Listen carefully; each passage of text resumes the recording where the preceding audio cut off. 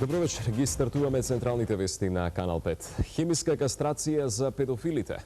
Мерката што се користи во најголемиот број развиени земји, каде што преку вбризгување инекција се намалува нагонот на педофилите, низ Европа наидува на поделени мислења. Дебатираат заштитниците на човековите права и родителите, чии деца стануваат невини жртви со трауми што бараат долгогодишно лекување.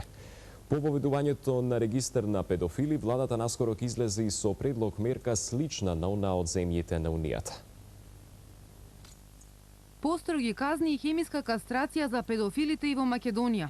Изготвени се нацрт измени на Законот за кривична постапка, кои предвидуваат казните за полов напад и сексуални злоупотреби на малолетници под 14 години да се зголемат од минимум 15 до максимум 20 години, дознава Канал 5.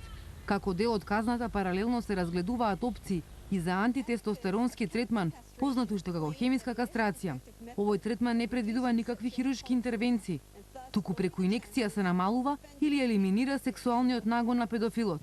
Се предлагаат повеќе алтернативи. Според информациите на Канал 5, преку јавна расправа со експерти ќе се утврдуваат предлог решенијата, како и на кој начин да се пременува антитестостеронскиот третман. Во некои земји е задолжителен за сексуалните престапници, некаде на доброволна база.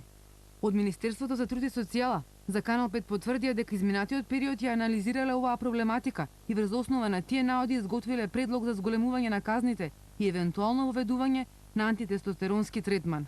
Повеќе информации најавија за следната недела, кога треба да се одржи јавната расправа. Од првата детска амбасада Мегеши, која подолго време предлага поведување на хемиска кастрација, велат дека тоа е неопходно и за доброто и на децата, но и на сексуалните престапници. Оно што нас не уверува дека хемиската кастрација треба да се воведе како медикаментна терапија е дека додека ја излежува казната затвор педофилот, сексуалниот злоставувач, со него нема сигурен третман и тој кога е на слобода во 70-80% го повторува делото, а нашата заложба е ако се воведе хемиската кастрација, медикаментна терапија на секои 3 месеци каде што ќе се јавува педофилот, односно сексуалниот злоставувач, и на тој начин се помага да не се повтори ова дело, а и при тоа на педофилот да не го повтори делото за да не оди со доживотна казна затвор.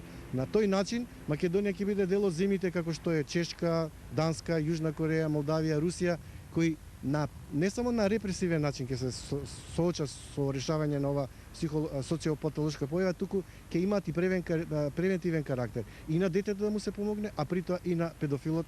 Покрај минималната затворска казна од 15 години и доброволна хемиска кастрација, Мегеши се залага и за воведување на електронски алки, за да може полицијата во секој момент да знае каде се движи педофилот.